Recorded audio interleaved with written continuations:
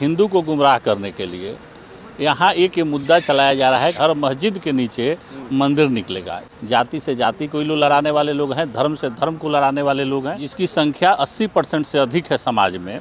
वह असुरक्षित कैसे हो जाए? धर्म को धारा बना के हिंदुस्तान में लोग राजनीति कर रहा है। अजमेर दरगाह गए हैं ये? बिल्कुल गए हुए हैं। संघ और भाजपा जिस तरह की समाज में माहौल बनाई हुई है, एक ही मुद्दा है कि फूट डाल मंदिर मस्जिद के आड़ में इन लोग बहुत फायदा कमा रहे हैं। ठगों की जमावड़ा है जो धर्म के आधार पर राजनीति करते हैं। दाल का कीमत देख लीजिए, तेल का कीमत, प्राइस जो है आप सोच नहीं सकते हैं कि किस राफेल के जहाज के स्पीड से बढ़ रहा है। सभी संवैधानिक संस्थाएं को प्रधानमंत्री ने डरा के धमका के अपने अनुकूल बनाने का काम कर रहे हैं। अगर न्यायपालिका मजबूत होती, मस्जिद के नीचे मंदिर खोजने की साहस नहीं होती सरकार को। संभल मस्जिद के बाद जो है अजमेर दरगाह के शिव मंदिर है, उसके बाद जो है जामा मस्जिद दिल्ली को बताया जा रहा है कि वो भी एक मंदिर ही है। कैसे देख रहे हैं आप? देखिए, भाजपा सरकार के पास ये एक मुद्दा है, चुनावी मुद्दा है कि यहाँ की देश की 150 करोड़ जनता को गुमराह करने के लिए, हिंदू को गुमराह करने के लिए यहाँ एक ये मुद्दा चलाया जा रहा है। हर मस्जिद के नीचे मंदिर निकलेगा। ये तो अभी छोटा मुद्दा है। जैसे जैसे चुनाव नज़दीक आएगा, जाति से जाति को लोग लड़ाने वाले लोग हैं, धर्म से धर्म को लड़ाने वाले लोग हैं। यहाँ हिंदू जो है, जिसकी संख्या 80% से अधिक है समाज में, वह असुरक्षित कैसे हो जाएगा? ये 200 साल पुराना कहानी और 1000 साल पुराना कहानी बात कर रहे हैं। हमारे यहाँ समाज में सबसे बड़ा मुद्दा जो है विकास का है, बेरोजगारी का है, महंगाई का है, भ्रष्टाचार का है, महिलाओं पर। सर मंदिर भी तो जरूरी है ना। देखिए, जिस देश में धर्म के आधार पर राजनीति हुई, आज उस देशों का हर्ष देख लीजिए। हिंदुस्तान में सबसे बड़ा आज जो समस्या चल रही है युवाओं के साथ है, जो हम बेरोजगारी है, महंगाई है, भ्रष्टाचार है। इस पे सरकार कभी चर्चा करने को तैयार नहीं है। सारे मुद्दों को भटकाने के लिए आज सबसे बड़ा कोई अगर परेशान है तो किसान परेशान है। भटकाने जगा रहे हैं हिंदुओं को। देखिए, हिंदू तो जगा हुआ है, हिंदुस्तान के सभी धर्म के लोग जगे हुए हैं।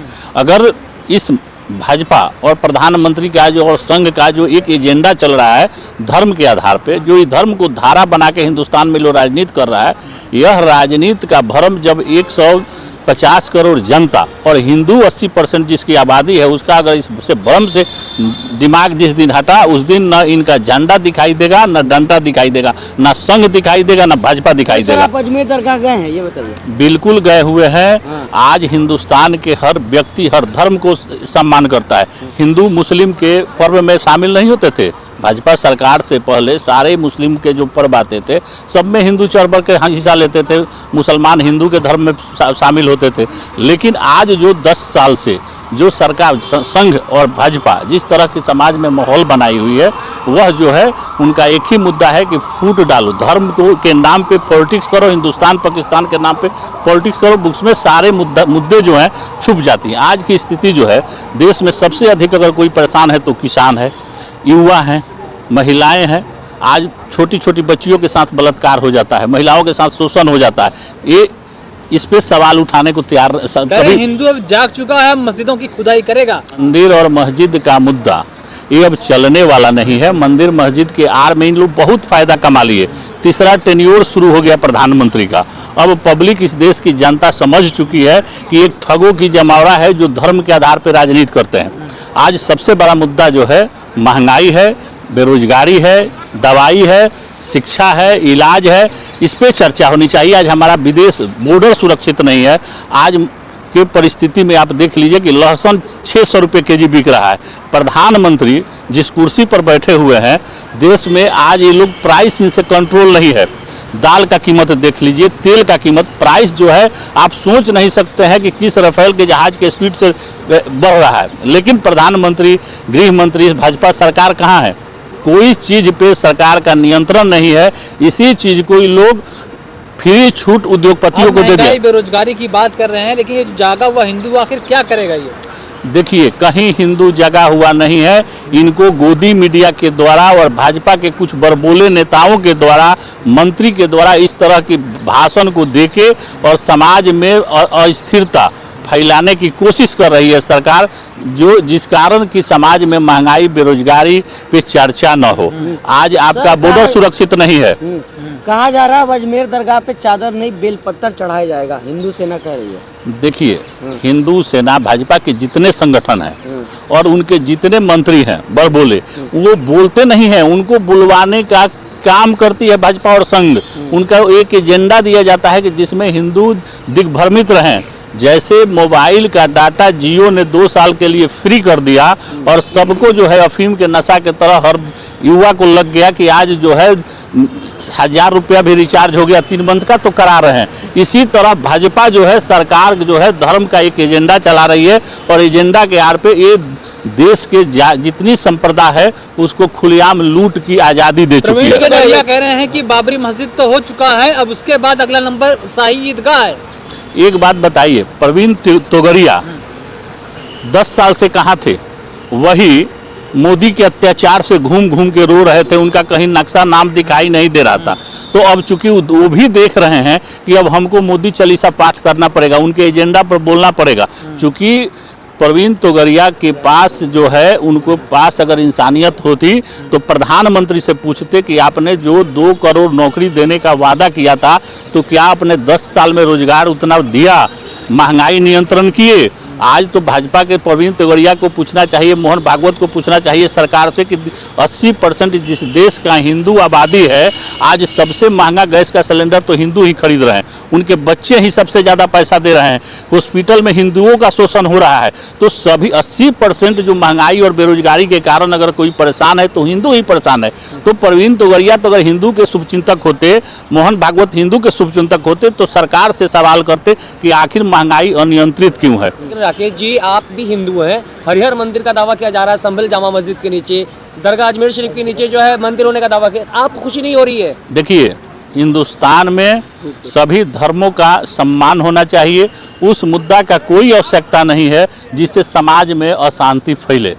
जो आज के 200 साल पहले और 5 साल पहले, 500 साल पहले, 2000 साल पहले क्या हुआ उसका कोई मायने नहीं रखता। सबसे बड़ा मुद्दा हिंदुस्तान में यह होना चाहिए कि सर्व धर्म के लोगों को सम्मान मिलना चाहिए, सबकी प्रतिष्ठा, सबके आस्था के साथ खिलवाड़ नहीं करना चाहिए। तो ये सरकार का जो है एक एजेंडा है, एजेंडा के तहत काम कर रही है। हिंदू भी समझ जाएंगे धीरे धीरे, और जिस दिन समझ जाएंगे कि नहीं ये जो लोग जो हैं हिंदू को मूर्ख बना के इस तरह के जो है एजेंडा चलाते हैं। कोर्ट तो पिटीशन स्वीकार कर रही है और सर्वे का ऑर्डर तो दे रही है ना। देखिए, न्यायपालिका चूंकि जो आज के दिन में दबाव में है, न्यायपालिका क्या सुप्रीम कोर्ट, सभी संवैधानिक संस्थाएं को प्रधानमंत्री ने डरा के धमका के अपने अनुकूल बनाने का काम कर रहे हैं। आज न्यायपालिका इसलिए भ्रष्ट हो चुकी है कि रिटायरमेंट के बाद कोई राज्यसभा चला जाता है, कोई एनआरसी का चेयरमैन हो जाता है। तो ये सुप्रीम कोर्ट के जज जो हैं उनको अपने अधिकार जो है उनको समझना चाहिए कि न्यायपालिका का अगर विश्वास हिंदुस्तान में ख़त्म हो गया तो फिर यह हिंदुस्तान बचेगा नहीं, लोकतंत्र नहीं बचेगा। लोकतंत्र है तभी हिंदुस्तान है, अगर लोकतंत्र नहीं है तो फिर हिंदुस्तान का क्या हर्ष होगा, ये सभी लोग जानते हैं। तो इस देश तो रखना चाहिए ना न्यायपालिका पे भरोसा। देखिए, न्यायपालिका अगर चंद्रचूड़ जैसे जज अगर यह बयान दे दे कि हम आस्था के आधार पर जजमेंट करते हैं, हिंदुस्तान में आस्था, न्यायपालिका आस्था का विषय नहीं है, न्यायपालिका कानून से चलता है, संवैधानिक सिस्टम से चलता है। न्यायपालिका तो कह रही है कि बहुसंख्यक आबादी के हिसाब से फैसला लिया जाता है। खुद जज साहब कह रहे इलाहाबाद हाई कोर्ट। देखिए, इलाहाबाद हम क्या कर रहे हैं कि न्यायपालिका को जो है अगर ईमानदार होता तो राफेल की जांच होती, और राफेल की जांच होती तो कौन लोग जेल में जाते। यह न्यायपालिका जानते हुए अपने राज्यसभा जाने के लिए उन्होंने न्यायपालिका राफेल पर क्लीन चिट दे दिया। न्यायपालिका की जो स्थिति है और दुर्दशा है इस कार्यकाल में, जिस दबाव में न्यायपालिका है, यह लोकतंत्र के लिए अच्छा नहीं है। उठ गया मतलब न्यायपालिका जिस तरह से वर्क कर रही है आम जनता के साथ, देश के साथ, जिस तरह की उनकी जजमेंट सामने आ रहा है, देश में न्यायपालिका के लिए अच्छा नहीं है। अगर न्यायपालिका का विश्वास हिंदुस्तान में खत्म हो गया,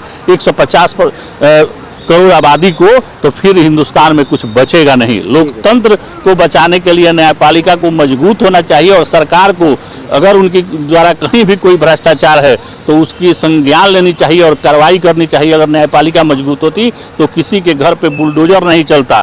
आज मंदिर के नीचे, मस्जिद के नीचे मंदिर खोजने की साहस नहीं होती सरकार को। सरकार न्यायपालिका के मुख्य दर्शक होने के कारण सरकार बेलगाम होते जा रही है और गोदी मीडिया सरकार के गोदी में बैठी हुई है, जिसके कारण इस देश के 150 करोड़ जनता सबसे बुरे दौर से गुजर रहे हैं।